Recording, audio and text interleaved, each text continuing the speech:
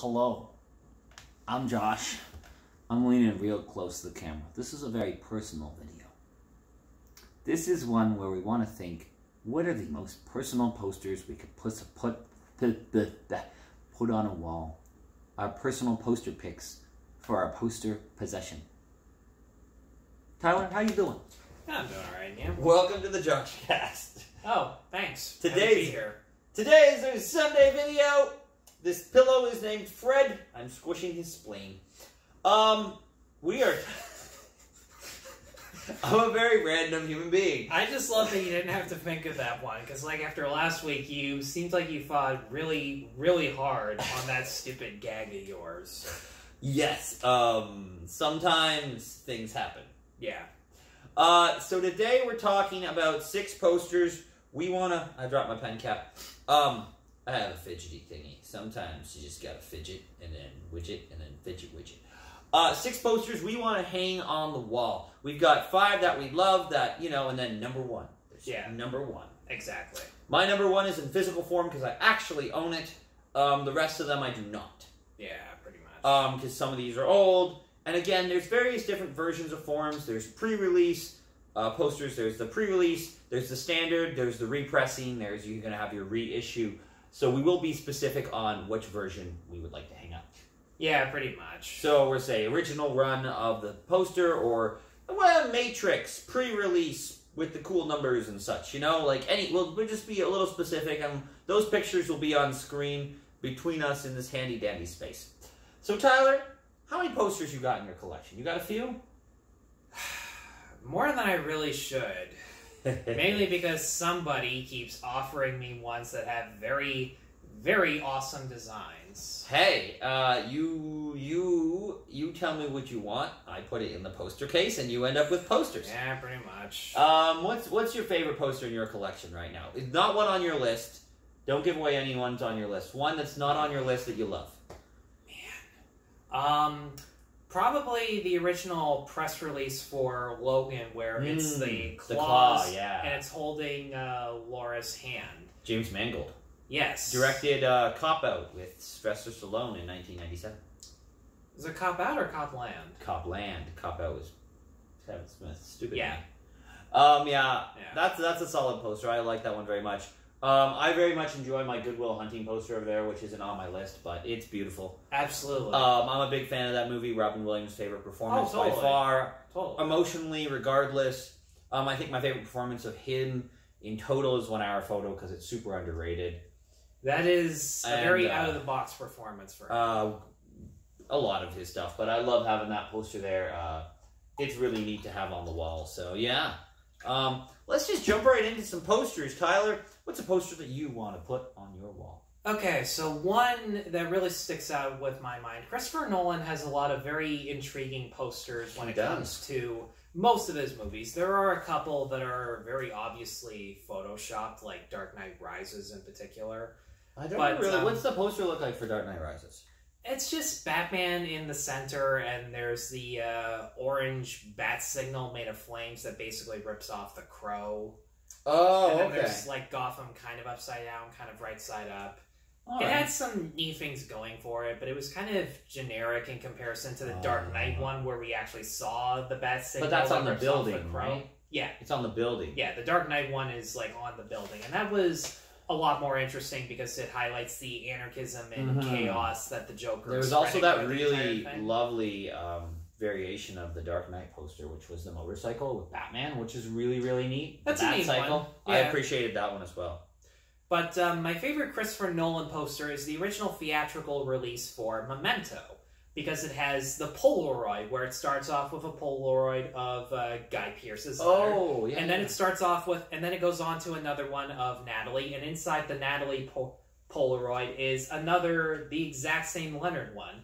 And it kind of goes on and on with this infinity mirror type of design that seems very surreal and highlights just how fragmented Leonard Shelby's mindset is throughout the entire movie as a result of his permanent short-term memory loss. Yeah, that's a solid poster too, and if I'm remembering it right, the Polaroid's in the middle, and then it's got black, and it's got the white font on the bottom. It's very easy to see. It's incredibly well designed. It also shows how he operates with remembering stuff through Polaroids, where it has all that handwritten notes on the back or on the very front whenever he needs to remember someone's name. It gives away a lot of key elements to the characterization and the storytelling techniques of the movie without spoiling anything. And that's one of the great things about most of the poster choices that we have, is that they give away major plot details in such a subtle way that once you see the movie and you look at the poster, you're just like, wait a minute, that was there, holy shit, how did I not realize that? Yeah, it's sort of like if you see Bill and Ted, the trailer sort of gives a lot away, but you don't realize it because they just show clips. Yeah. But then you realize, like, oh, that's part of this and that's part of this over here. I'll throw one at you. Which one was the one I wanted to do? Yes. Why are you asking me? I own the sequel poster to this in reprint mini version, but I would love to put on my wall an original 1933 King Kong. Really? I love that movie. That movie for me as a child blew my freaking mind. I saw it like 8 years old on like CHCH on Sunday afternoon movies. And then like the poster is like the planes and King Kong, and then you got Fay Ray plastered all over it, and Robert something. But I was lucky enough to pick up a mini print of Son of Kong, which was filmed the same year. Oh, really? And it's like this yellowy background. I want an original 1933 King Kong poster. And I asked one guy one time. I love the design. I love the black and white. The names are on there. It's great. It's very simple, and it's probably one of the most iconic monster movies ever made, if not that, because it ushered that in. Some could argue the Cabinet of Dr. whatever his name is. Yeah, that was the first sort of Dracula, Frankenstein thing. I just think King Kong is iconic, and I would love to be able to hang that on the wall. And if you get me an original, that'd be amazing. But I asked the guy, I know a couple of people who work in antique stores and own little shops and such. Like, you ever see this? He's like, if I find one of those, I'm going to retire. So, that is one that I would love to absolutely have.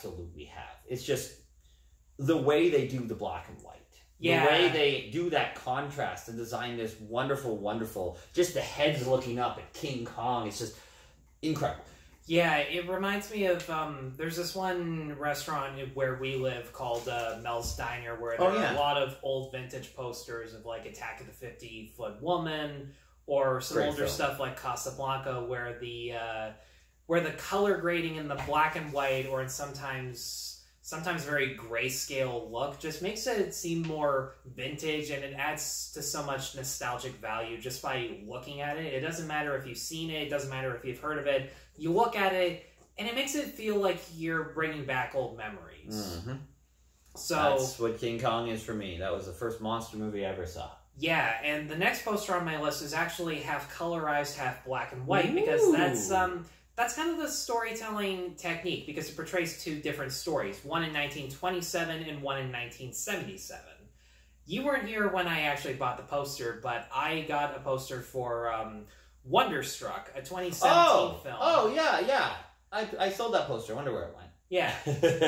A 2017 film that I really wish I had the chance to see in theaters, because it is a very unique film. It's a kids' movie that adults can enjoy just as much, if not more, and kids can watch something that's told in a much more subtle way. And one thing that I noticed in the poster is that it does tell both timelines very authentically, not just through half of it being colorized, the 77 storyline, and the black and white being told in 27, but the architecture in both sides looks very different. The buildings look a lot more older. The buildings look a lot more modern. Same with the automobiles.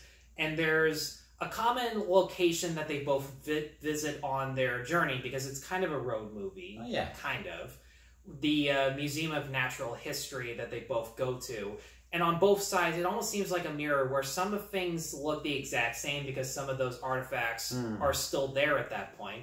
But there are also different variations, different things that they're both interested in. The girl in the 27 storyline, played by Millicent Simmons, is very much into building things, where she crafts like a paper hat, or watches some diagrams of butterflies at the museum. So those are all on her side. As opposed to Oaks Fagley in the 77 storyline, where there are two vinyl records and a a couple books because he's very much into reading, and when he suffers an accident that renders him deaf, he listens to an album by putting his hands up against the microphone to like feel the vibrations. He was listening to Fox on the Run by Sweet. Yeah, very good song. I wonder if I have it. I'm going to check it. Continue. But yeah, there's not really much for me to say other than it's a poster that kind of mimics itself on both sides, but also sets it apart by just illustrating how much time has changed and how some things just really don't. I don't really know how to describe it, and yes, bring it over. Bring it over. I can't remember if it's this one or the next one. I have like 8 of these. Well, I have 8 Sweet albums, but this is Sweet 4. Great album. I don't know. The Fox on the Run is on the other one, but if you haven't listened to 60s Man, I'm a 60s man at heart, and baby, so are you. Great track. But seriously, listen to Sweet. They're incredible. Super underrated. Also, look at this album art. This is just, it's simple, it's memorable. I love the logo on that. It's great. But yeah, I could not agree more with that poster. I completely forgot about that one. I got to see the movie, but the poster always sticks out to me. So. Yeah, the movie's really good. It's directed by Todd Haynes, who directed Carol. And it just goes to show that dude can adapt to a new style if it revolves around, if it elevates the storytelling. Mm-hmm. That's probably one of his greatest qualities. It's something that most directors don't have that much nowadays. I'm going to throw one at you. Goldeneye. I like James Bond. I got some books over here. Goldeneye is, I think, the pivotal moment in James Bond history when it stopped becoming like 60s cheese your dad would love and sort of became something like... My dad would not love it. Okay, well, but you know, like it transcended both versions of James Bond. And so we get a very simple black poster with a gun pointed at us, which is very, very James Bond. The No Time to Die poster is trying to do a similar thing with Daniel Craig holding a gun, and it's sort of crap. It's fine. Whatever. They did the same with Skyfall, and they've all been trying to recreate James Bond holding the gun on the poster with everything happening around it. And as you said, it represents the best elements of the film without spoiling it for you. So we see the tank, we see Famke Janssen, we see all the characters, we see one of the statues from the graveyard, and we see all these characters represented in these, like, with bright explosions and stuff behind. We see the tank in there as well, which is delightful. And then it just says Goldeneye. Small white font, Goldeneye.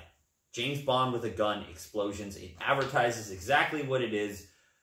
I also love Goldeneye, so this also helps. So 100% I would hang Goldeneye on the wall. Not the N64 box, as you can tell his face is like this. Like, if you look at his face is stretched in the N64 box. I'm sure it is. Like, to the side, it's really awkward. You can never unsee it. But I love it. I love the movie. I love the poster. And I think this gives you the best Bond poster we've ever had. Like, Dr. No is pretty neat with him sitting up on that yellowy background, sort of that 60s spy vibe. Yeah. From Rush with Love had a good one. Live and Let Die had one of the better posters. You Only Live Twice had Lil Nelly on the plane. Tomorrow Never Dies was a decent poster. Die Another Day, etc., etc., etc. Quantum of Solace was probably one of the better posters, but the best, in my opinion, minus the Skyfall poster, really, that one's too simple for me some days. Goldeneye. Okay. Yeah. That does sound pretty good. Yeah. Okay, so I am now treading into familiar territory because some of these movies I have talked to death about in these podcast episodes, but you know what? I'm either really excited or I fucking love them. So deal with it. Exactly. So this is a movie that I have not seen because I have to wait till fucking April. And I would have seen it this exact month. In fact, I'm kind of wondering why they didn't, because Tenet is doing as best as they possibly can. As best as they possibly can. I'm not saying it's good, but like the fact that it's that good in general is still really saying. They only did $150 million on Tenet, and they need to get $400 million to cover costs. So. Yeah, and something tells me that Warner Brothers is going to bounce back with something. They're going to re-release it afterwards and make more money. They probably will. During the holiday season if it's slow. But you probably know what movie I'm talking about. Is it A Quiet Place Part 2? It is A Quiet Place Part 2 because I love the look of the theatrical poster. One of the only negative things I can really say about the first movie is that the marketing itself wasn't really all that spectacular. The posters were really generic. I do own one where Emily Blunt is hiding in the bathroom and you see the alien silhouette. I've And that seen does that look poster, cool. But that's the closest thing to a cool poster that the first one had. Because it also had that one where you have every family member in the background. Blunt is extremely close to the camera and she has her mouth over. And Krasinski, Simmons, and Noah Jupe are just kind of standing in the background, not really doing that much. With A Quiet Place Part 2, the poster sets up the overall mystery of the movie. Basically that the surviving family have to venture outside for more supplies, more support, hopefully spread the word out that we know what these creatures' weaknesses are. And not only does it set up the mystery by not showing their faces, because the poster portrays them from the backside, not having an entire clue of how freaked out, nervous, or wondering what these characters are going through.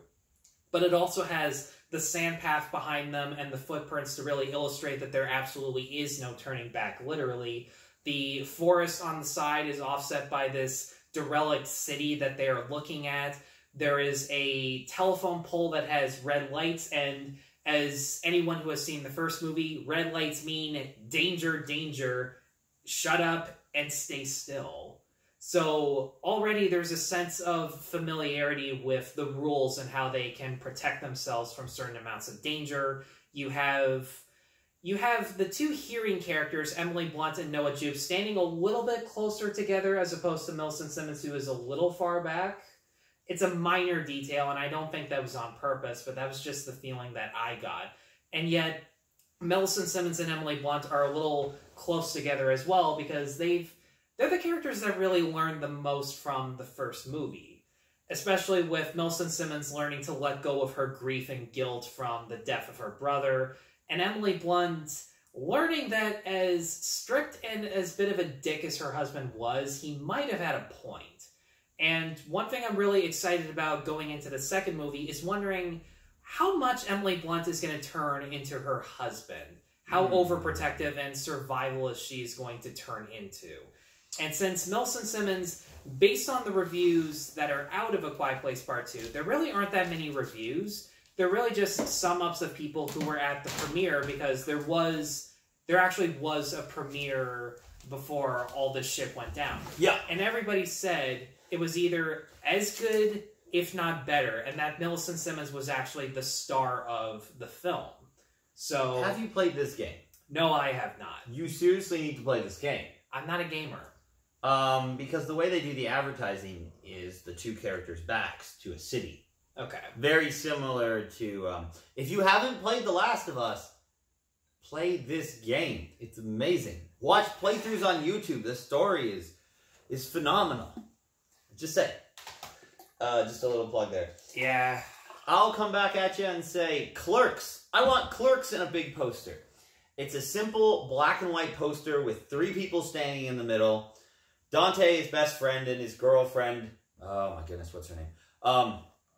And they're standing there, and they said, it just says, dying to serve you, or something like that. Something very simple. And it's, then it says Clerks. And it's probably the most relatable poster of all time. Because how many people have worked a service job, or an industry job, any job where you really don't get no respect, you get nothing, you're just the guy selling cigarettes, or you're the guy literally doing whatever it is that they need done. And it's this whole movie is a giant existential crisis. And I think the poster represents that by leaving all this blank space. Yeah. And it's just these 3 dudes standing there. And I love it. I love Clerks. I love this movie from top to bottom. And it's black and white, and there are variations where the font is in color with Clerks, but the rest is in black and white, and that's the variation I loved. Absolutely. It does have that old-fashioned nostalgic feel to it, which a lot of people can really relate to when they have seen Clerks for the very first time. I love what you said about that empty space. I wouldn't have thought of that. That's what I like about it. It does remind me of a little bit of older posters where there is 1 or 2 characters, and their expressions basically sum up how they feel during the overall story. Don't worry, they're just moving furniture or something. It's cool. Okay. But, yeah, what was I saying? Okay, yeah. Yeah. One or multiple characters, their expressions and their posture basically sum up their emotions during the overall story. Mhm. So, again, it gives you a basic plot point, but nothing too specific. Like, the poster screams, I'm not even supposed to be here today. It really does.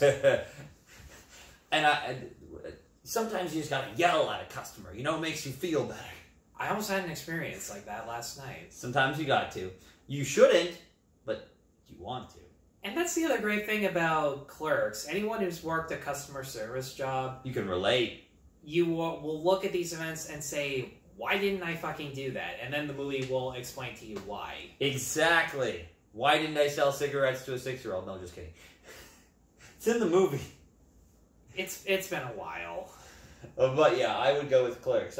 What other poster you got? Legendary poster on your list. Okay, this is not a legendary poster, but this was one of the first movies that I really went out of my way to see. Tyler The Derry Princess. poster? What? Tyler Derry. Tyler's legendary. Tyler Derry. Okay, you were one of the last people I would have expected to have seen Letterkenny. But then, Oh, no, I just was literally putting your name. I have no clue what a Letterkenny is. okay, well then you just matched up with Letterkenny's St. Patrick's Day episode perfectly on that one. Sure. Without even trying. Wow, that's I pretty don't know. impressive. I just was Okay. like putting words together, but Okay, Yeah. but yeah, one of the movies I really went out of my way to see at the Princess was When Marnie Was There, which was allegedly, for a while, Studio Ghibli's last movie. And it could have been and should have been because it's my personal favorite out of Ghibli's filmography. And the thing that really stuck with me, every time I walked to work, I stopped to admire just how beautiful the poster is. It's very simplistic. The two main girls, Anna and Marnie, are standing together holding hands on a beach because it takes place at a countryside. And having seen it multiple times, there are so many things that I picked up on, like how blue is symbolic of grief, because, I mean, blue illustrates sadness. Why wouldn't it? And the thing that really stuck out with me, looking at the DVD cover over and over again, because it is the theatrical poster, how the main character, Anna, has a mainly dark blue shirt, but Marnie, the person that she looks up to most, only has like a plain white nightgown, but with a dark blue bow tie. So one is very upfront and very clearly looking at her, you can tell that she's going through really hard times, as opposed to Marnie, who does have grief, but is kind of settled with it, or at least knows how to maintain her composure for the majority of the time. And the fact that they're on a beach where there is all this bright blue water that is surrounding them and is covering their feet is basically saying that grief is surrounding them, but the lighter tone suggests that there is more of a possibility for closure. And the fact that they both also have blue eyes also really says something about them. You are now explaining to me why people like the Call Me By Your Name poster. Yeah, It's two guys staring off into a blue background with blue eyes. It really does. makes sense now. It really does have that exact same vibe. Yeah. And Great film, by the way. A if you haven't darker seen blue it. sky. Yeah, Call Me By Your Name Fantastic. is really damn good, too. Just for full disclosure, Call Me By Your Name and When Marnie Is There are Different two different films. movies. But very similar posters with the blue. Yeah, and there's also a minor detail that is a little bit of a spoiler, but I don't think it's that huge of one, where Anna... Wait, when did this come out? 2015 was when I saw Then it. you're fine. Spoil the movie. Okay, so Anna, the main character, is looking up, Yeah. but Marnie is looking down. Oh, does she die?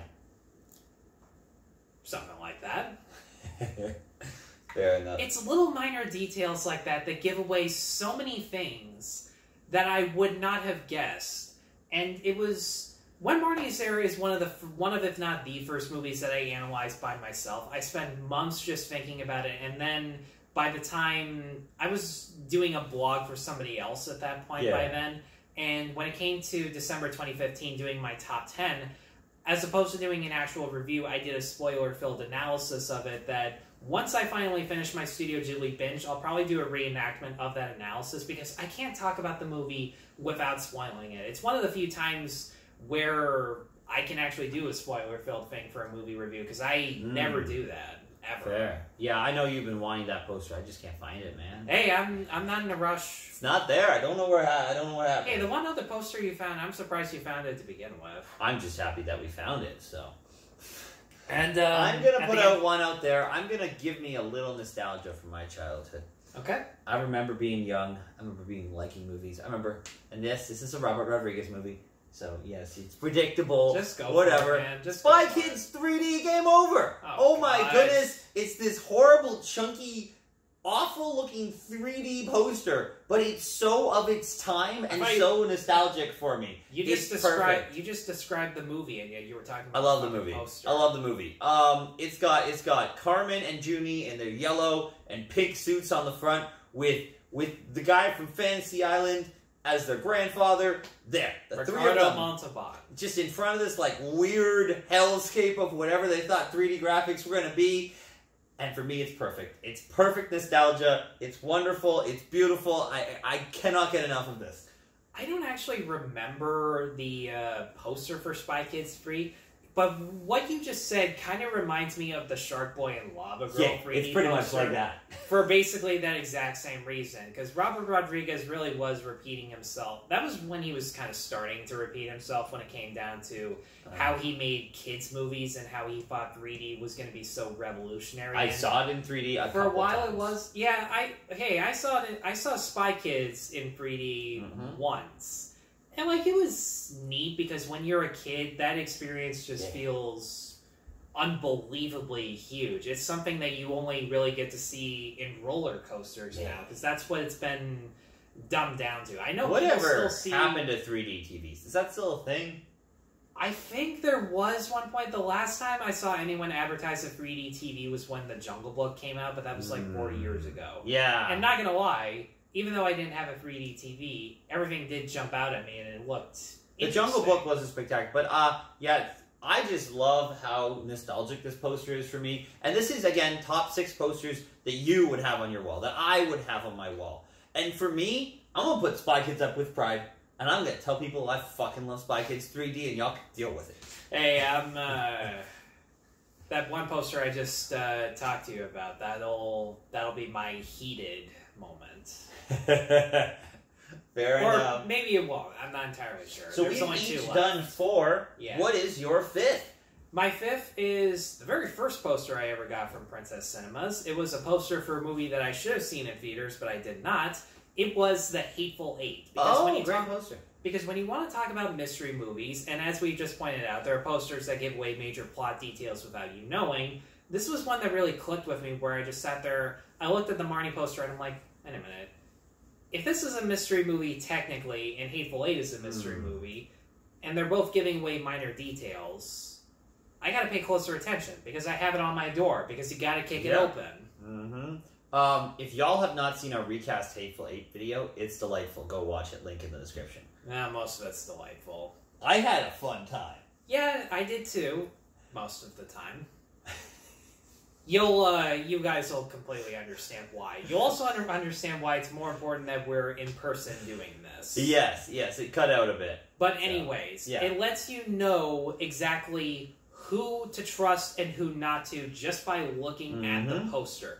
Namely, that Samuel L. Jackson, who is the main character, is dead center in the frame, is the biggest character in terms of size and scope, and is carrying both his guns because he is the one in charge no matter what happens. Pretty much every movie except for Deep Blue Sea. Yeah. Oh, no kidding on that one. Or Jurassic Park, because there's a bit of an element of surprise. Yeah, no, he one. wasn't. People don't remember him for Jurassic Park. No. They know he's in it, but like they're like the Pulp Fiction guy. Well, I don't know that many people from Deep Blue Sea. I just show people that clip, and it's just like I have watched Deep Blue Sea. I only remember Samuel L. Jackson getting eaten by a shark, and it's phenomenal. Yeah, for all the wrong reasons, but anyways, it's great. You also know who to trust, judging by Kurt Russell, even though all the characters that you trust are photographed from their backsides. Kurt Russell is the one carrying the shotgun and is the one chaining up Jennifer Jason Leigh as Daisy Domergue.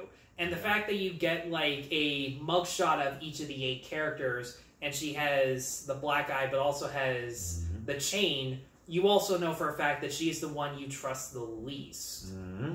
When you see Walton Goggins as Chris Mannix carrying the lantern, that lets you know that he just stumbled in on this and had absolutely no stakes to it whatsoever. And you mentioned the bad guys are standing at the door. Yeah, That's- all four of them, you can see in plain sight, you can see all their faces, so you know who's in on the joke. Mm-hmm. But considering Oswaldo and Joe Gage are the only one holding their guns, they're the only ones who have lived long enough to be able to kind of sort of use them.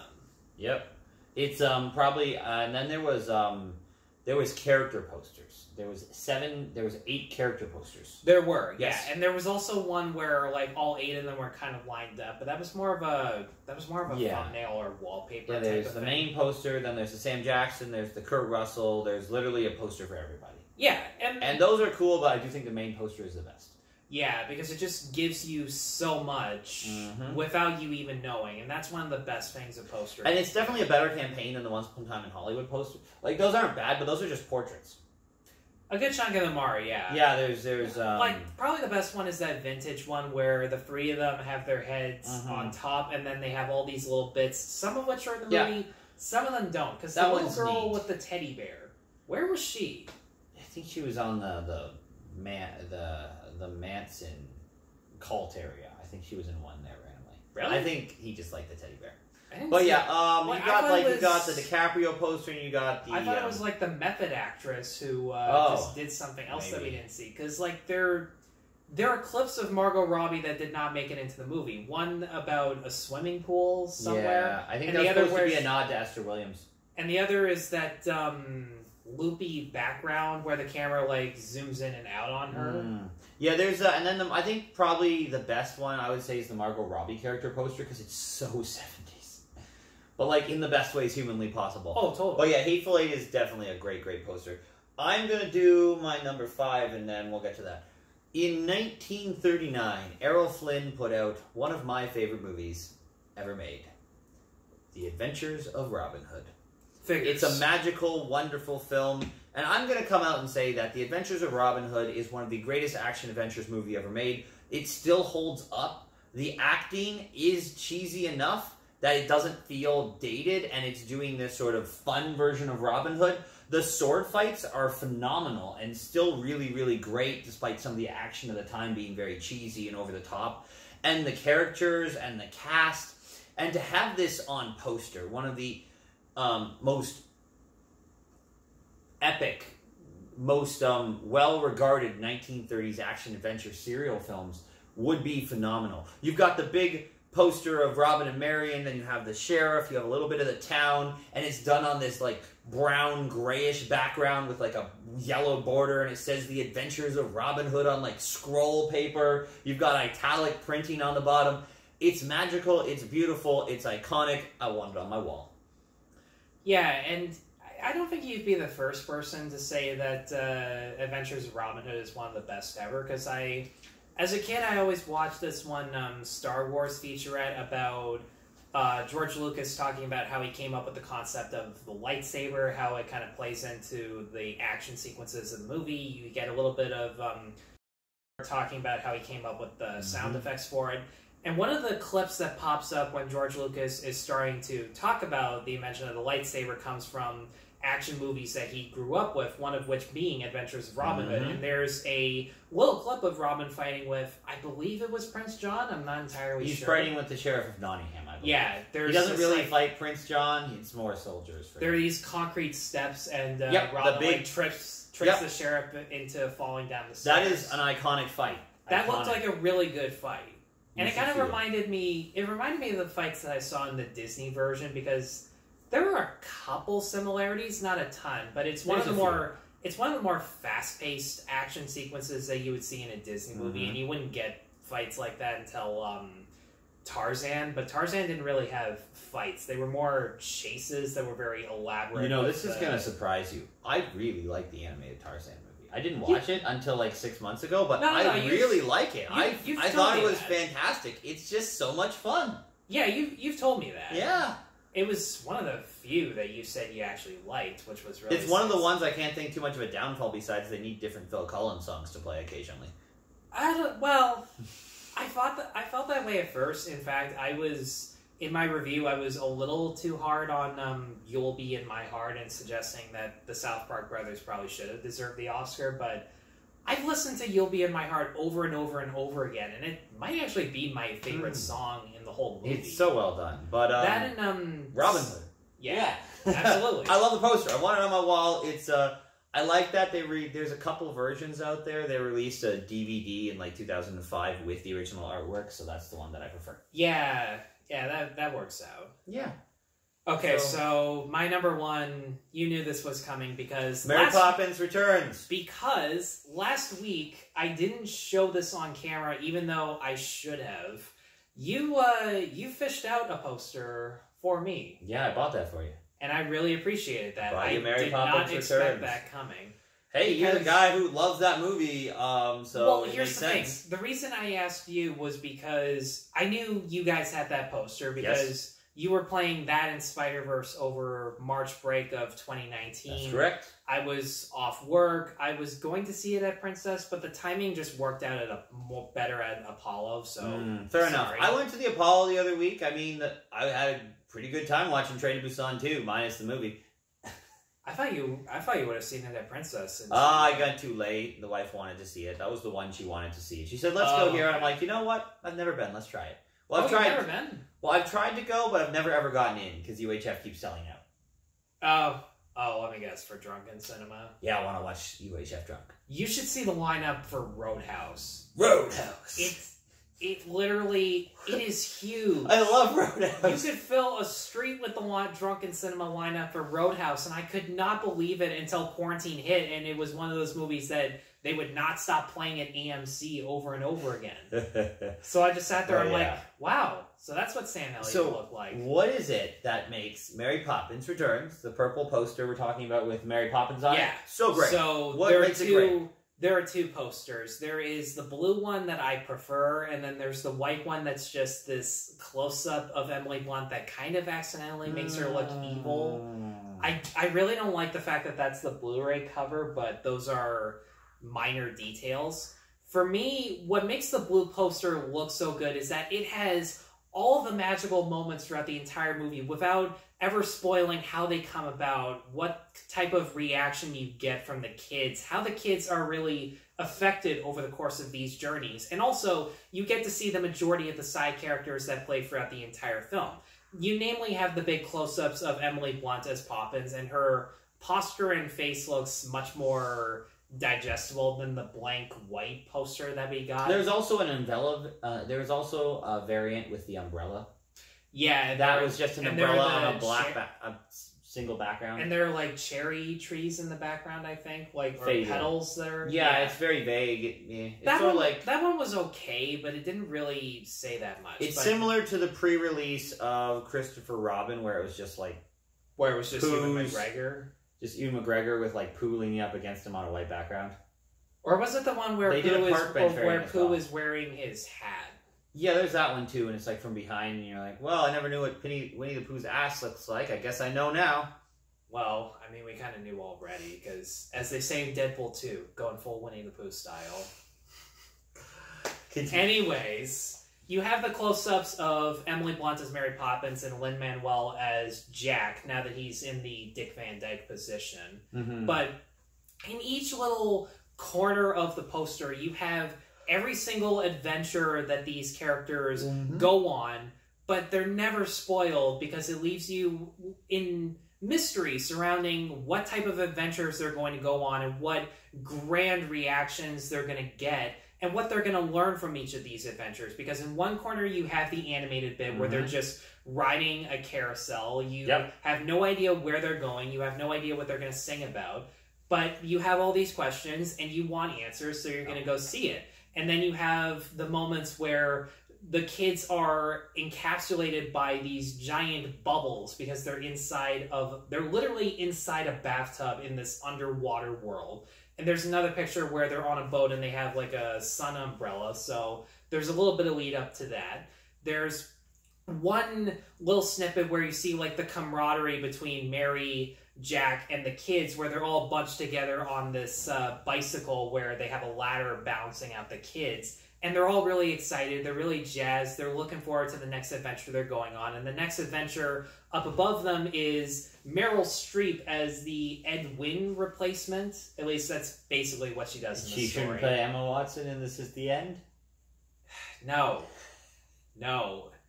Go to our last video and that'll make total sense why. I had to. I'm sorry. It just happened. There's it also features the Step in Time dance number, except it's underground with these lampposts, and you have another smaller version of Jack dancing alongside them, so you know where that ties in. You have the kids from the original movie who are now grown up. They have the kite, and when you see the kite, you see Mary Poppins hanging onto that kite. So there's a little bit of an established connection to there. You know for a fact that, okay, those are the kids from the original, that's what they look like now. And to reinforce that, you have Ben Whishaw, Emily Mortimer as the grown-up kids in full, in plain sight, and Julie Walters as the one housekeeper from the original movie that is still working for them at 17 Cherry Tree Lane.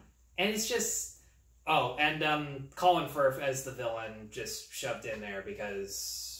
Mary Poppins Returns actually has a villain, as opposed to the original where it's just a group of board members who really don't do anything. Yeah, they want you to save your pennies or whatever. Your tuppence, yeah. That was the one musical number that I don't actually remember all that much. Yeah, this poster also has sort of the hand-drawn, sort of graphic art painted feel. Yeah, which is nice. It has that Once Upon a Time in Hollywood, like, color grading and design in regards to giving you that old-fashioned look to it. Because that was one of the great things about Mary Poppins Returns. It felt old-fashioned and nostalgic. Unlike every other Disney remake ever that just has very dull color grading, lots of CGI effects, as opposed to Mary Poppins Returns where there actually is a lot of practical effects. Nobody pays attention to that. They just dwell on the CG-related stuff. Even though Emily Blunt actually was suspended 40 feet in the air when she comes down to land from the kite. Or, as I said in the last time I talked about Mary Poppins, where Lin-Manuel catches a 5-year-old kid in the air who's being dragged around the ground by a kite. There are a lot of practical stuff to it, and this poster emphasizes that. It emphasizes that this movie is tangible and real, even though it takes you to so many faraway places where the things that you are witnessing, you know for a fact aren't real. But they're interacting off of everything so genuinely that you just don't give a shit. Or maybe that's just me. You love this movie. I fucking love I'm this going to get movie. my number one because it's over here. You do that. I do think that Disney needs to take the old-fashioned approach to their movies. I will say that. So my number one... Well, look. Whoa! Look at this poster. That is awesome. This is Before We Vanish. So this is from the director of The Cure and The Pulse. It's an alien invasion, sci-fi comedy, thriller, horror, romance. Is that... Oh, shit, I missed that one. So this one here, if you have not seen this, this is... I'm just going to set this down. But this is one of the greatest movies you've never seen. I was going to save it for Underrated Gems, but I thought... So I thought you were going to say, what's that John Waters-esque type of thing that you kept trying to get me to see? The Fences? Fences with Denzel Washington? No. It was, Because there I was like this that one one. girl with a pink dress. There was like a suburban... Greener Grass. Phenomenal. Yes! That's a great poster too. I keep forgetting about that one. So, Before We Vanish here, and I'll just put this out so we can see it, Tyler. Yeah. Before We Vanish, basically, it starts off as a horror film. Okay. And this poster encapsulates all the color. It starts off as a horror film. These aliens come down, possesses a young girl, and she brutally murders her parents, and then her parents, and then a goldfish dies in a pool of blood. But then it switches to a comedy where the aliens are trying to understand life. Sorry, there's just a thing there. It's gonna be there no matter what. So then it switches to a comedy where the aliens are trying to recruit people and understand a way of life, but they can touch your forehead and take your sense of fun. So the boyfriend here is the main possessed alien creature thing. Okay. And he takes the sense of fun from her boss, and he just starts jumping up and down like a little kid, and it's ridiculous. Then they gather a following, and then the government's trying to kill them, and then there's a romance aspect of it, and it deals with a little bit of amnesia because she loves him and he knows he loves her, but he can't remember why. And it's phenomenal. And it's represented by all the different layers in the poster. So you have you have the purple, and it gets darker and lighter, and it's basically, here's the character's moment of clarity going to the final moments where he does the ultimate sacrifice, taking his memories out of his head and giving them to her and sacrificing his own life so she can have all the things she loves. Jeez. It came out in 2017, okay? So what? But you have to see this movie because it's so weird. Well, I have to now. It's so weird. But this poster right here. What is this explosion detail? That's part of the action bit. Oh, but okay. Before We Vanish, an incredible poster, an incredible movie. It's so underrated. We had 2 shows of this at the Princess. I was the one who wanted this. One question: any relation? I don't actually know. Or is that just a coincidence? So we had 2 shows of this at the Princess. I saw the trailer. It looked incredibly weird, and I said to John, "Can we get this?" He plops it in for 2 shows. I'm the only person who saw this movie at the Princess. But boy, I'm so glad I did. It's incredible. This is sounding a lot like that Fall of the American Empire story you told me. I mean, I saw that movie too. Yeah. That was mismarketed though. This was marketed quite accurately. Oh, good. So yeah, but that's my favorite poster of all time. I love it. My wife's favorite poster, bonus fact, Detective Pikachu, because it has Pikachu on it. Whatever. But yeah, the other ones I had a couple other ones. I really love the Trouble with Harry poster, the Hitchcock one. That's really fun. Oh, okay. With like the quirky floating heads and like Harry's dead. You know, that one's great. Yeah. And the Alien poster from '79 is pretty iconic with just the alien goo and such. True.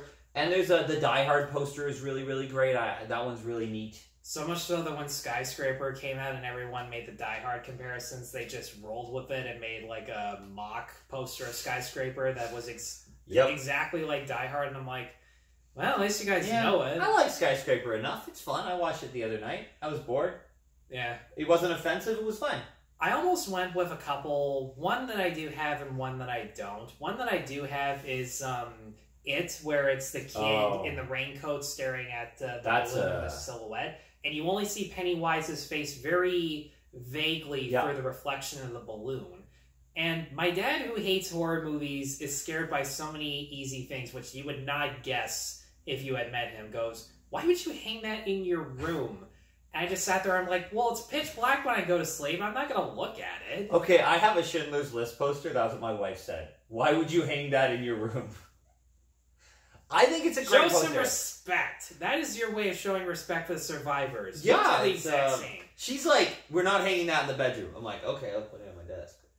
But the other one that I don't have was Being There, the original theatrical one where Peter Sellers is walking in the sky and you have that beautiful countryside, which kind of illustrates the ambiguity of who Chance really is as a person, because the ending really makes you question everything that you had just seen beforehand. Whether or not dude was a brilliant person who just didn't know it, or if he was just a stupid person that people decided to use as a muse regardless, whether they knew it or not.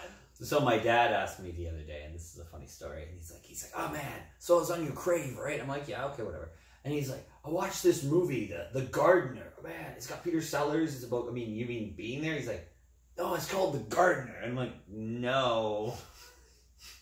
It was just too funny.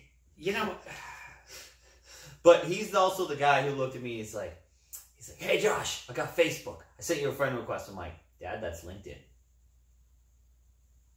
They're both blue and white. Give him some slack. It was really funny. Mom was like, I'll show him. That's yeah. I'm sorry. It's still funny this day. No. I hear you on that one. And I went to Facebook and I looked, and then I saw LinkedIn on my email. I'm like, I haven't done LinkedIn in forever. No one has. Nope. I desperately did that when I got laid off, but it turned out to be completely worthless. Well, you tried. Besides, Indeed is better. Yeah, they're pretty good. They do a lot of That's how I found a couple jobs a while back. So That's the how postings there are great. That's how I found my new job. But yeah, so we love posters. We have movie posters. Again, we probably have too many. Yeah. What's the stupidest guilty pleasure movie poster you own? You just own it because you love it, and the poster's not good. I once bought a Force Awakens poster for really no reason other than I was just really excited for it. And I would have gotten a Last Jedi poster, the one where Luke and Rey are just drenched in red light, and Rey's holding the lightsaber that's kind of fashioned the same way Luke held his lightsaber in the original Star Wars poster. So that part I would have liked just for how it paid tribute to the original while also establishing its own look to it. So, but I already had the Force Awakens one, and an old coworker of mine gave me a Rogue One poster as a Secret Santa present. And even though I don't think it's that great, I haven't gotten rid of it just because I feel dirty if I got rid of it. The poster's better than the movie. The poster wasn't really that much to be desired. I own Hurricane Heist. Yeah, of course you do. Oh, and the original Suicide Squad one, where they're all lined up as that's a fun poster. Where they're all lined up as a smile, and the Joker is the one eye. Yeah, that's a bright, colorful poster. I can see why you want to own that. It's a really good one. Yeah. And my sister once had like the cereal poster, where the letters and their logos and their identities are all like Lucky Charm type things. And then she gave it to me, and I hung it on my background for a while, and then I just got sick of it, even though it is a very inventive poster. Last question, then we're going to call this a video and let you get on with your Sunday. You excited for The Suicide Squad? I have to say The Suicide Squad now. I am very excited after having seen like this behind-the-scenes featurette, interviews with James Gunn, John Cena, who plays the Peacemaker. Yeah. And just seeing the sets and the scope of how this is basically a 70s war movie that's also a comedy. Because the movie is basically about a new Suicide Squad liberating a South American country from supposedly a dictator, but is probably something else. It's probably Starro, because that's the big speculation. What's a Starro? The starfish. Oh, the giant starfish! I saw that on Adult Swim. They put them in the water. I saw that in a Batman Beyond episode where they latched onto Superman. Yeah, no, I'm like, at least that's what I've heard. I don't know for sure. If it's a generic dictator, I don't think James Gunn would do that because it's too generic for him. Well, it might be the Golden People from Guardians of the Galaxy. But I just loved how they haven't done anything yet. I just loved how practical it looked. There's this one behind the scenes shot where Harley does that jump kick, and then lands, where she takes out 3 people at once and then lands on her feet. And it was someone on wire work, and I just sat there, I'm like, okay, this still looks pretty badass. Hopefully it's a little more interesting than the Emancipation of Harley Birds of Prey Quinn thing. Tell you the truth, I still really enjoy that movie. Don't get me wrong. I wrong. had fun with it. Don't get me wrong. It makes total sense why it wouldn't stick with people, but it is admittedly the movie that I've seen the most in theaters. Like, pandemic or no pandemic. I saw it 3 times in theaters. And I had a great time. That's the movie you've seen most times in theaters? Yeah. Don't get me wrong. Like, it's still flawed. And some flaws that I had the first couple times have gone away, and some new ones have delved in there. But the things that I still really appreciate about it, the performances, the direction, the insanely well-made action sequences. Oh, the action sequences. Kathy Yan needs to direct more action movies because she holds the fucking camera still. She directs it like a Jackie Chan thing where they take advantage of the environment, use whatever they can as a weapon. She knows how to direct an action movie. So if they finally decide to make Gotham City Sirens, which they were apparently coming eventually. They were going to, and then Margot Robbie's like, I'd rather make Birds of Prey first. So I guess there was still room for error with Sirens that they went ahead with that first. Yeah, I just don't like the voiceover narration at points, and I wish I'd seen more of the Birds of Prey as opposed to Harley Quinn, because I feel like I know who she is as a character. Still, I said this to my sister after we saw it. I just sat there and I'm like, is it just me, or does it feel like she's playing her for the first time, but in a good way? Because I was really, because I pretty don't. good in Suicide Squad. She was definitely the highlight with Will Smith, which is a shame he's not coming back. Well, she was the highlight, but I don't really remember her all that much in Suicide Squad. I remember her every single bit in Birds of Prey. And, like, the whole reinvention of her going from a villain to an anti-hero, I appreciated that. Not gonna lie, less Harley, more Huntress, and then keep Canary and Montoya the exact same. It would have been a better movie. I like that tiny child. That was a funny child. She was okay too, even though Cassandra's line delivery wasn't always the best. It was the Ewan McGregor show for me because I like Ewan McGregor a lot. He was fine. I preferred Chris Messina as Zaz just because... Victor Zaz was cool to see on screen because I've played the Arkham games and I've read a couple of the comics. I've never seen him. I just loved how insane Messina went because he's usually the supportive boyfriend in every rom-com, and if you've seen Birds of Prey, he still is the supportive boyfriend, but in a much more sinister way. Because I think anyone who saw the movie saw the hints. That was my Valentine's Day date, so yeah, it was a fun date. The wife was like, "Yeah, it was okay." But yeah, do not be surprised if it's at the top of my best of 2020 list when that comes out. You know, a movie's on top of my 2020 list, and you don't like that either. So we all have our likes and dislikes. We're probably gonna have to do that together. We're gonna have to do the best and worst of 2020, and we're gonna have a lot of the overlap. I don't have a worst of list yet because I haven't seen that many crappy movies. Gotti. That was 2019. Whatever that one with John Travolta is, directed by the guy from Limp Bizkit. Oh, we were going to talk about the Fanatic one of these days. But yeah, that's it for our poster thing. Tyler, tell people where we can find things. Well, just type in TYLERWOLFF. That's 5 F's, people. Whatever. And you can see my incredibly awkward sum up of the movies that I get to see and movies that I wish I could see but didn't of 2020 TIFF, which I get to experience through my iPad, Chromecast it to my bedroom TV, and you will see some reviews of Night of the Kings and hopefully Nomadland by this point, so stay tuned. Don't forget, movies are awesome. Movies are definitely awesome. And you should have the posters if you like them enough and you have wall space. I'm running out of wall space, but you keep advertising me to buy shit anyways. You like posters. Yes, what do you want me to do? like them. What do you want me to do? Well, I don't like them sitting in my closet all the time, still in the cardboard. Why are you guys still here? The show's over. We have not talked about posters for 20 minutes.